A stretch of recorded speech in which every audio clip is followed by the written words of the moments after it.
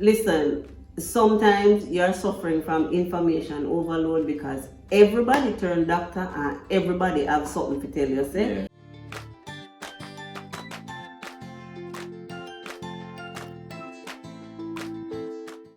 Welcome back to our channel and thank you once again for joining us in this another day in the life of living on Autistic Edge.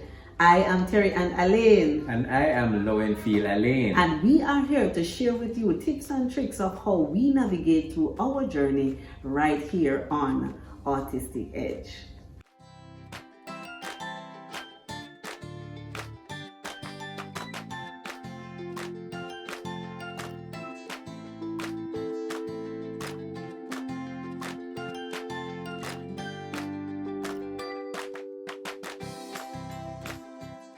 Alright. So this is the third in our series of looking at parental challenges while coping with the children that are on the autism spectrum. So we covered in our first episode looking at communication. If you've missed it, then you can always check that out on our channel. Then last week we looked at social isolation, which was a very critical issue, and we've gotten a lot of feedback in terms of how relevant that was from quite a few parents. Now this week we're going to be looking at behavioral issues. So dear, tell us about these behavioral issues.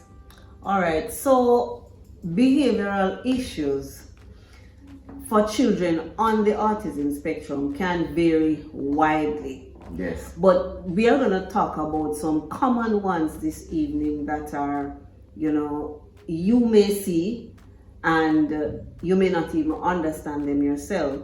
And even so, some parents with children on the spectrum may be experiencing these challenges with their children, but they themselves don't understand. Right. So we are going to try and make it a little bit clearer so that you can understand the difference when you see them. Yes. All right, so the first one that we're going to talk about is repetitive behavior. The child will engage in a repetitive movement. So you will see them doing the same thing over and over. Like, for example, they are flapping their hands, they are rocking, they are sitting in one position, they are playing with a piece of toy, and that same toy, they will do the same thing over and over. They play the same song over and over, and they insist on the same routine.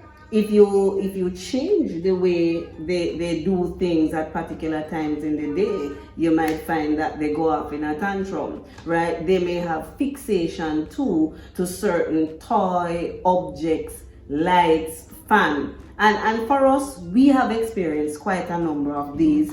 When Alex was smaller, we had Alex going around on tippy toes, right? We had Alex having fixation to sticks.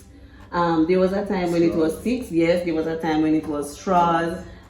His tablet is always in. Yeah. Now he's on Ziploc bags. So if you see him now, he will be catching air in his bag, zipping it, and he will just be doing that over and over. And especially with the songs, he sings the same line of the songs. Yes, and if he loves that song, he's just gonna sing it until you learn it. No, it's challenging for parents because when we see these things, you may think that, boy, this doesn't make any sense. It's annoying. And when you go out and people are staring at you with the child just doing the same thing or playing with things that seem to be inappropriate, right? It may be inappropriate for us, but these are items that they kind of use to regulate their emotions. Yes. As they go along. All right, and as I talk about emotions, we are going to go into emotional regulation. I'm going to have my husband talk about the emotional regulation. Tell us about that one, dear. So there is difficulty on most occasions for children that are on the spectrum in managing their emotions. Why? In a previous video, I spoke about the sensory challenges that they might have. They have heightened senses. So for example, to touch, things having to do with touch, sight, smell, seeing visual, Right, and even fear of some things. 'Cause Exactly. we remember there was a time when Alex was fearful of the dog. It doesn't Yes. matter what kind of dog, poodle, Yes. even the nicest little poodle, Alex had nothing to do with that poodle. Yes, yes. Right. So in these situations, you'll find that they adapt a coping mechanism that is called a meltdown. Now, what's the difference between a meltdown and a tantrum? You may see both of them and they look very identical in terms of the behavior themselves. Right. But for a child that is on the autism spectrum, a meltdown is a strategy that the child uses to regulate what is going on with his or her emotions. So if a child enters the supermarket, as an example, you will have all sorts of colors, noise, different things that are coming to him or her all at once. So a meltdown is the way to cope with that particular situation. And in addition to that, too, overwhelming emotions. Yes. So we as adults, we go through different emotions. There are days when we're going to feel down and we're not up to the thing today. They themselves go through some of these emotions as well, but they're not able to express and they're not able to tell us. So sometimes it becomes overwhelming. I mean, 2 weeks ago we talked about the communication issues that they may have, and from time to time, if they're not able to express their feelings for you to understand or communicate effectively, for you, the adult, to understand them, and there's misunderstanding, it becomes overwhelming for them, and they will go into a meltdown. Yes. All right. So do you talk about the tantrum? No, Yes. because the tantrum looks just like the meltdown. Right. So what's the difference? Tell us about the tantrum. A tantrum is really when a child knows is being defiant, right? He or she wants something, the parent says no, and then the child goes off in this particular behavior. So it's very different from the meltdown, because the meltdown is really a coping mechanism. A tantrum is more defiance. It's more trying to get your own way, and trying to get attention as well. No. The thing is, if we're going to identify, the difference between the tantrum and the meltdown, because the behaviors are very similar, and there are times you may see, a child may not get what they want and they throw themselves on the floor. A child may also be having a meltdown and they also throw themselves on the floor. So we are going to talk about, some of the things that we can look at to identify the difference. But the next thing we're going to talk about for the challenges in behavioral issue is flexibility. You want to tell us about the flexibility though? Right. So we mentioned several times about routines, and children on the spectrum loving their routines. All right. So any unexpected change in a routine can lead to a behavioral challenge, and it may be a sign of distress for the child, and it may be seen as disruptive behavior.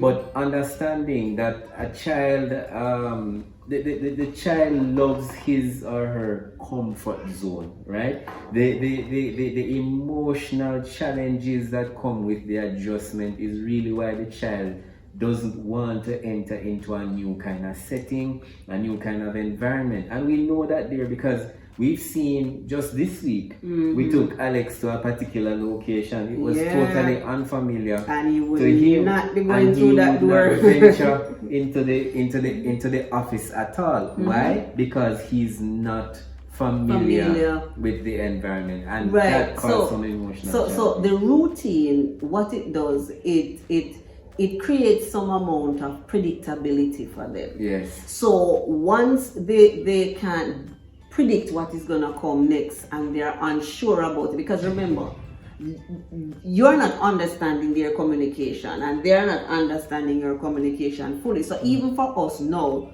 we don't know everything in terms of what Alex wants, and we don't know everything about his needs. So we have to try and figure out things as you go along. Now, if you change things around, then I never see you put that there, so that's not where it's supposed to be. So even with us setting up our home sometime, we can't just randomly go in and, you know, I like to change house. Well, you can't do that too much with Alex Xavier, because if you do too much rearranging and he comes in and he finds things, that he's going to start putting them back in place. That's exactly, he's going to put them back where he knows they are supposed to be. Right. So there, you see, with that, let's transition into looking at how do you cope or manage some of these. So Yes. I'll start with that one that you were just on, in terms of carefully managing transitions, because the children on the spectrum, they don't like any changes, whether it be their food, environment, clothing, even bed linen. Yeah. You name it, they don't want the change. So you have to gradually ease them into that change. So for example, even with food, one of the things that we did, we have some friends who we visit from time to time, and Alex Xavier eats fruits, but he was very picky in the fruits that he would eat. So the gentleman would introduce him to a different fruit every time that we're there, and he's insisting that Alex Xavier tries the fruit and tries the fruit. But because of him repeatedly insisting on him trying it, then eventually he warms up to it, and now he's having those fruits as a part of his diet. So That's all like that is that. yes. So, And guess what? You know, we have to say thanks to Daddy Scott, because guess what? Some of the fruits that Alex eventually started eating was because of Daddy's provocation, you know, because each time he would just try with the apple and Alex would push away with the apple, and they will have a little toss up or a little tug over, but then eventually Alex get to taste the apple and all that. So, you know, we just gave a tip here for parents who have challenge with picky eaters, and that's another way of transitioning, you know, food in terms of trying it, you know, different ways, play around and all that kind of stuff. So that's one of them. Let me talk about be calm and patient. Now, this is very difficult when it comes to your child with a meltdown, and some of these meltdown or tantrum can be just so out of the way. It can drive you crazy as an adult. We have had our moments, but our temperament and our demeanor when we are faced with these challenges are key to the outcome, right? Because if the child is in a tantrum and you start throwing a tantrum with tantrum. No. So the first thing, we know that it is difficult. Count to 10, you know, take deep breath, make sure that the child is not in any way, in any danger that they would harm themselves, right? You are not going to know all the strategies. Over time, you will gradually develop little different strategies. Now, one of the things for us when it comes to be calm and patient, I normally like to use a song, because Alex loved to sing, and this was Lowen's idea, by the way, because you know, back then Lowen would just find one of his favorite songs on YouTube and started playing the song, and then after a while you find him start calm, and then he started singing the song. Sometimes it take longer period. I know, on the other hand, you see, because my husband can't sing, him find the song on YouTube. But anyway, so I, on the other hand, will start singing the song sometimes, and then you find him start to sing along with us, right? Now, remember, some of the occasion, you're not going to know what to do. And guess what? It's okay. Just remain calm. Yeah, and I'll also add there, we have the benefit of having each other's support. So sometimes we have to take turns, because on occasions, one of us may not be in a proper mental space to handle the situation that is at hand. So we're good about communicating with each other and say, okay, dear, can you assist on this occasion? Or let us take turns. If it's something that is escalating for longer than we think it would, then we say, okay, dear, give this a shot now, and then in another couple of minutes we rotate, and then we see how that works. Right. And that is to ensure that we are managing our emotions as well, because it's not very easy, when you can't even find answers for the behavior and you don't know how to calm the behavior. And you don't want to get into this habit of hitting the child either. That's a big no, right? Because they are not in control of what they're doing. I mean, the tantrum you can understand, right? But for the meltdown, we have to manage that carefully, that we're not hitting them, because this is something that it's not of their own doing. Tell them a little bit there of how we do trial and error. All right. So whenever behavior presents itself, especially if the child is non-verbal, you have to practice what we call trial and error. So the child can communicate in a way that you can understand what is taking place. So you have to have a checklist that you're gonna go through, and then you go and you start to think about what are the things that are likely to be causing the behavior. Is it a case that he's hungry? Is it a case that he's sleepy? Is it a case that he's hot? Is right. The temperature is not at the right regulation in terms of his body being able to cope with whatever the temperature is. If the child is crying, you start to go through if there are physical signs of challenges, being in pain or any discomfort and discomfort and so on. And then what you do too is start to make some mental notes, because chances are the behavior is going to repeat itself at some other point in the future. So you're gonna have to take some mental notes and say, okay, the last time that this happened, it was so and so. So the next time it presents itself, you probably start at that point,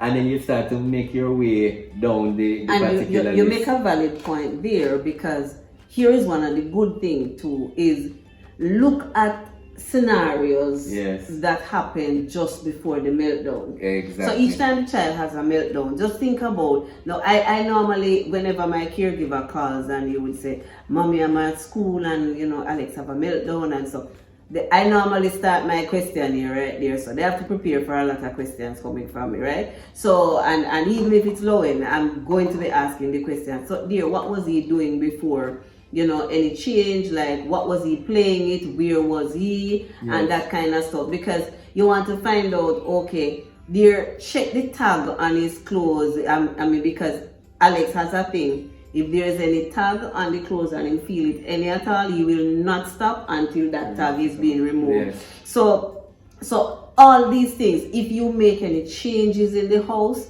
look at what changes did you make coming up to this meltdown. So, and when you find out these things, you want to document them so that you can rule out some things and rule out some ideas, and that will help you with the coping mechanism, because you're gonna use this root cause analysis and you're gonna use it to eliminate some things, and that will help you to come up with some strategy. So next time, don't use certain cartoon characters, because this one might aggravate him. My caregiver came home and was sharing with me that there was this child in the class that would just hang on to Alex's bag and just start throwing a tantrum, and he would just not let go of the bag because he loved the cartoon. He had a fixation to the cartoon. So I said, you know what? I'm not even going to say anything to anybody. Here's what. Alex will not wear any more cartoon bags to school. So I gave away that cartoon bags. And then after that, I started buying regular bags without any cartoon characters on it. So that is as simple as that. I mean, parents, you can look into that too, because my child didn't have an issue with the cartoon, but another child was having meltdown because they had an attachment to the character. Nobody needed to tell me. Once my caregiver shared with me that this is what was happening to another child in the class, I just immediately gave away the bag and start using regular bag, no characters. Just made the quick adjustment, and that was for somebody else. Another thing we can do also is use positive enforcement. Now, we tend to focus on what is going wrong at all times. So when there is a meltdown, the behavior is so overwhelming that we tend to be focusing on the behavior, and then the behavior makes us angry. Yes. Now, what we need to do is to try and look for the positives in what is happening. So say, for example, you're trying to calm the child, he's probably kicking, and you want to say, okay, Alex, no kicking, and say they stop kicking but they are still crying. Then, good job, Alex, good job at stop kicking. Okay, good job, baby, don't kick, or whatever nice term you want to use with your child. But reinforce once they're gradually coming out of the behavior and you start seeing changes.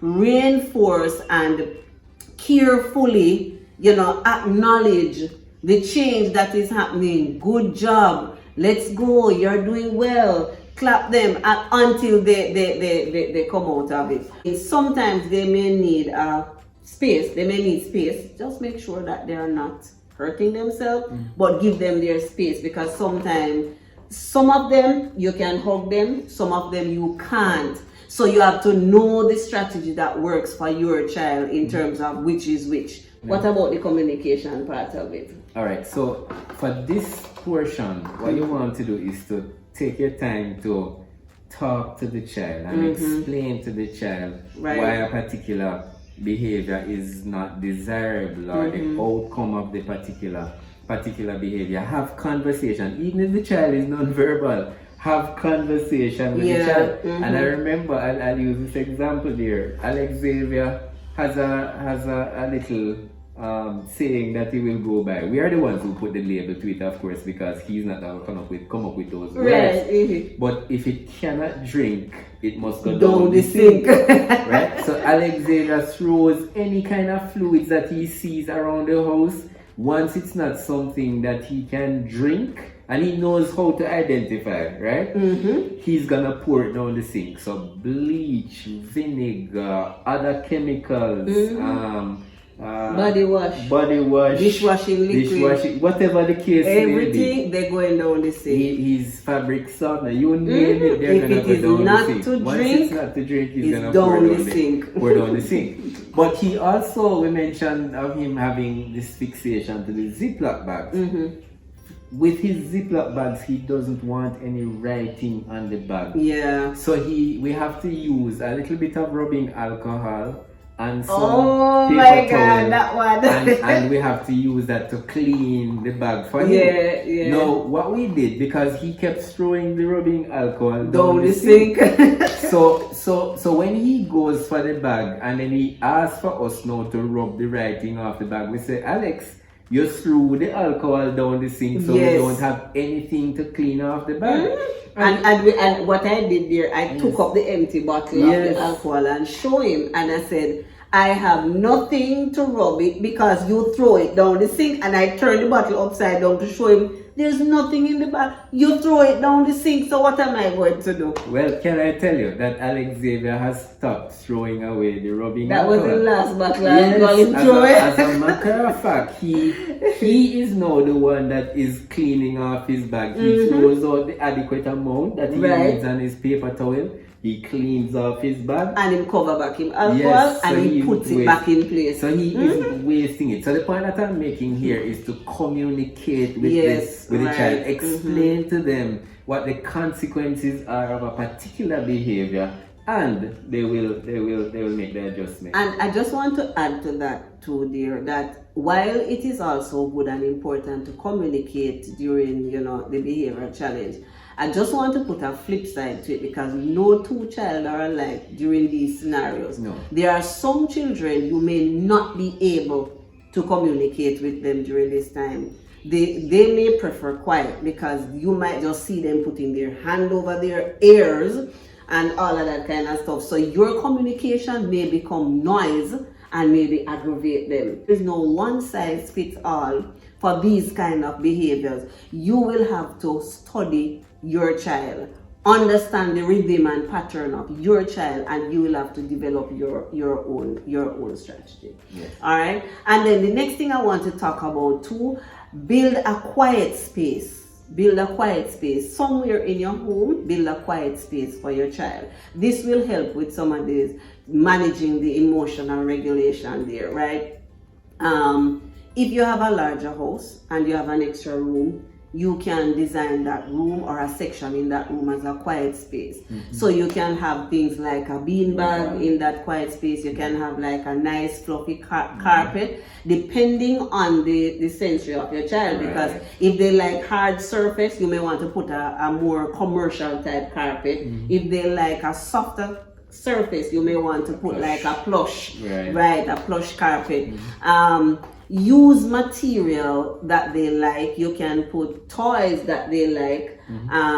Lighting, if they are attracted to lighting, because you know, you can music, like soft music. You can install like a little sound system, and you can have like soft music playing in the background, and music that they like. Again, it depends on your child. You're gonna do it. No, not because it is supposed to be a sensory area or a quiet area.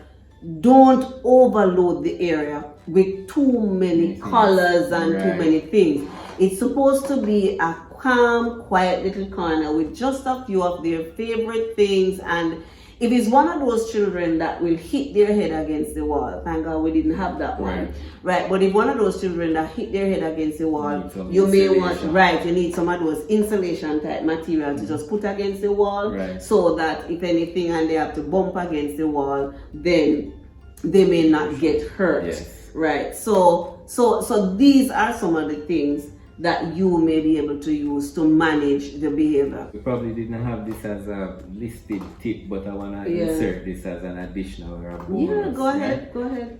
Professional support. We have to say that at all times. You may try all of these things and they don't work.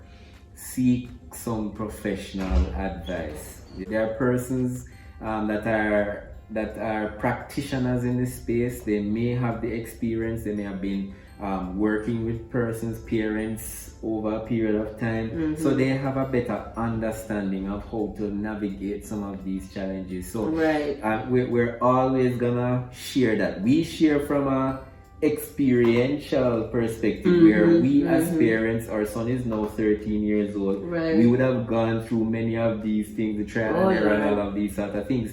But you may be a new parent, right? So it's best for you to go where you can get the support that you indeed need. And I give the folks there a quick example. When Alex was just a baby, and he was having some challenge, with him being stuffy and that sort of thing. And we got some advice. Person said, just use a little salt water. No, use a little salt water. Salt water is what they said. Just use a little salt water. And we said, no.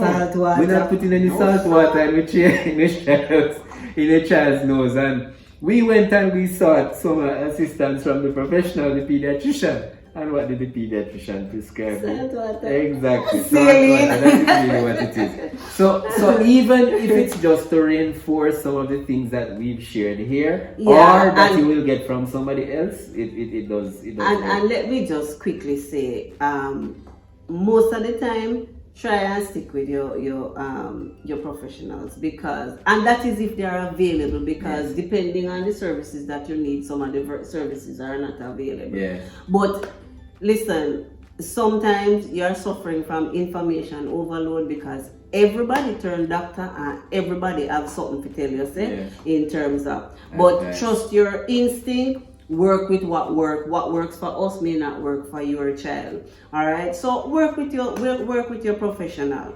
So if you find that you're struggling, don't hesitate to work with your professional.